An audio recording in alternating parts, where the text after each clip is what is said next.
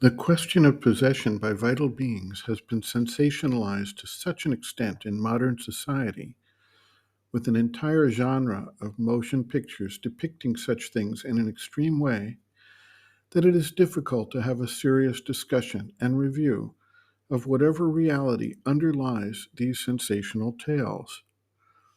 It is also true that in some cases, people were accused of being possessed, not because of actual possession, but due to desire, greed, fear, or other motives of individuals in a position to press the claim. The Salem witch trials in Salem, Massachusetts, represent such a misguided approach to the subject. The Holy Inquisition conducted by the Catholic Church also distorted the question of possession based on motives of power, greed, and control. These things tend to undermine the credibility of reports of true possession as we confuse the misguided and sensational reports and events with actual underlying reality that can be seen or documented.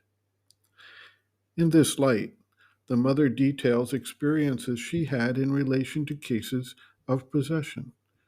It should be noted that not everyone who acts in an unpredictable or even seemingly irrational way can be described as possessed.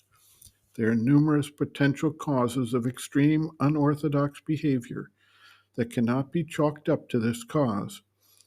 In modern society, we have to add the widespread use of psychotropic drugs as another potential cause of uncontrolled behavioral manifestations. The underlying causes and the question of possible possession are not always mutually exclusive. Drugs, neurochemical imbalances, physical injury, or trauma of various sorts, including psychological trauma, may evidence similar behaviors as possession, but this does not exclude the possibility of their masking a case of possession or opening the door to it.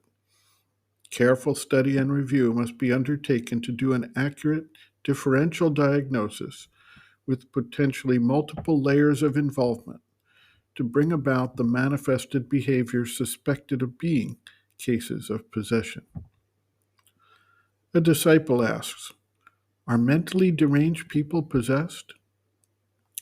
The mother answers, yes, unless there is a physical lesion, a defect in the formation, or an accident, a congestion. In all other cases, it is always a possession. The proof of it is that if a person is brought to you who is altogether mentally deranged, if he has a lesion, he cannot be cured.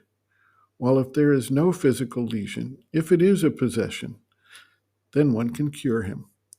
Unfortunately, these things happen only to people who like them. There must be in the being much ambition, vanity, combined with much stupidity and a terrible pride. It is on such things that those beings play. I have known cases like that, of persons who were partially possessed, and I succeeded in freeing them from the beings who possessed them. Naturally, they felt some relief, a kind of ease for a time, but it did not last long.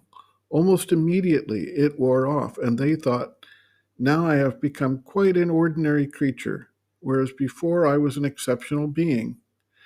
They used to feel within them an exceptional power, even if it was a power to do evil, and they were satisfied with it. So what did they do? They called back with all their force the power they had lost. Of course, the being that had been destroyed could not come back, but as these beings exist in thousands, it was replaced by another. I have seen this happen 3 times consecutively in a case, so much so that in the end I had to tell the person, I am tired, get rid of it yourself, I am no longer interested. End quote.